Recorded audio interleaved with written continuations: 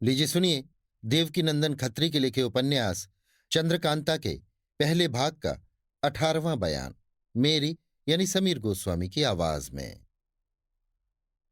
अब महाराज शिवदत्त की महफिल का हाल सुनिए।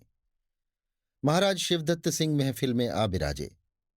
जब रंभा के आने में देर हुई तो एक चौबदार को कहा कि जाकर उसको बुला लाए और चेतराम ब्राह्मण को तेज सिंह को लाने के लिए भेजा। थोड़ी देर बाद चौबदार ने आकर अर्ज किया कि महाराज, रंभा तो अपने डेरे में नहीं है, कहीं चली गई। महाराज को बड़ा ताज्जुब हुआ, क्योंकि उसको जी से चाहने लगे थे। दिल में रंभा के लिए अफसोस करने लगे और हुक्म दिया कि फौरन उसे तलाश करने के लिए आदमी भेजे जाएं। इतने में चेतराम ने आकर दूसरी खबर सुनाई कि कैद खाने में तेज सिंह नहीं है। अब तो महाराज के होश उड़ गए। सारी महफिल दंग हो गई कि अच्छी गाने वाली आई जो सभी को बेवकूफ बनाकर चली गई। घसीटा सिंह और चुन्नीलाल अय्यार ने अर्ज किया, महाराज, बेशक वो कोई अय्यार था जो इस तरह आकर तेज सिंह को छुड़ा ले गया। महाराज ने कहा, ठीक है, मगर काम उसने काबिले इनाम किया। अय्यारों ने भी तो उसका गाना सुना था, महफिल में मौजूद ही थे। उन लोगों की अक्ल पर क्या पत्थर पड़ गए थे कि उसको न पहचाना। लानत है तुम लोगों के अय्यार कहलाने पर।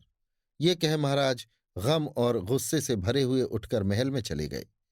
महफिल में जो लोग बैठे थे उन लोगों ने अपने घर का रास्ता लिया। तमाम शहर में ये बात फैल गई। जिधर देखिए यही चर्चा थी। दूसरे दिन जब गुस्से में भरे हुए महाराज दरबार में आए, एक चौबदार ने अर्ज किया, महाराज, वो जो गाने वाली आई थी, असल में वो औरत ही थी। वो चेतरा मिश्र की सूरत बनाकर तेज सिंह को छुड़ा ले गई। मैंने अभी अभी उन दोनों को सलई वाले जंगल में देखा है। ये सुन महाराज को और भी ताज्जुब हुआ। हुक्म दिया कि बहुत से आदमी जाएं और उनको पकड़ लावें।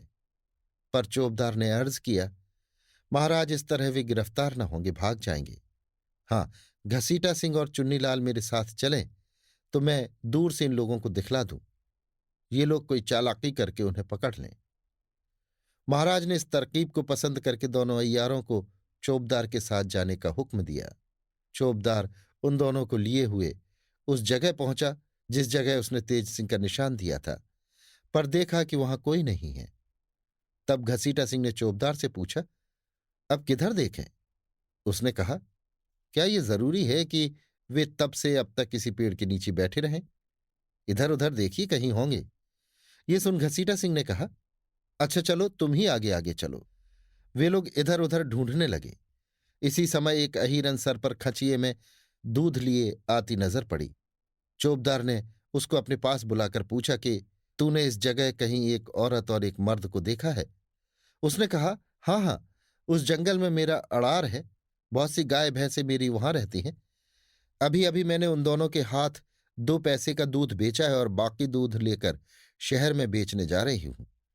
ये सुनकर चौबदार बतौर इनाम के 4 पैसे कमर से निकाल उसको देने लगा, मगर उसने इनकार किया और कहा कि मैं तो सेंत के पैसे नहीं लेती। हाँ, 4 पैसे का दूध आप लोग लेकर पी लें तो मैं शहर जाने से बचूं और आपका एहसान मानूं। चौबदार ने कहा, क्या हर्ज है, तू दूध ही दे दे। बस अहीरन ने खांचा रख दिया और दूध देने लगी। चौबदार ने उन दोनों अय्यारों से कहा, आइए आप भी पी लीजिए। उन दोनों अय्यारों ने कहा, हमारा जी नहीं चाहता। वो बोला, अच्छा, आपकी खुशी। चौबदार ने दूध पिया और तब फिर दोनों अय्यारों से कहा, वाह, क्या दूध है! शहर में तो रोज आप पीते ही हैं, भला आज इसको भी तो पीकर मजा देखिए। उसके जिद करने पर दोनों अय्यारों ने भी दूध पिया और 4 पैसे दूध वाली को दिए। अब वे तीनों तेज सिंह को ढूंढने चले। थोड़ी दूर जाकर चौबदार ने कहा, न जाने क्यों मेरा सर घूमता है। घसीटा सिंह बोले, मेरी भी वही दशा है।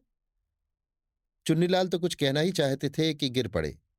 इसके बाद चौबदार और घसीटा सिंह भी जमीन पर लेट गए। दूध बेचने वाली बहुत दूर तक नहीं गई थी। उन तीनों को गिरते देख दौड़ती हुई पास आई और लखलखा सुंघाकर चौबदार को होशियार किया। वो चौबदार तेज सिंह थे। जब होश में आए अपनी असली सूरत बना ली। इसके बाद दोनों की मुश्कें बांध गठरी कस एक को चपला और दूसरे को तेज सिंह ने पीठ पर लादा और नौगढ़ का रास्ता लिया। अभी आप सुन रहे थे देवकीनंदन खत्री के लिखे उपन्यास चंद्रकांता के पहले भाग का 18वां बयान मेरी यानी समीर गोस्वामी की आवाज में।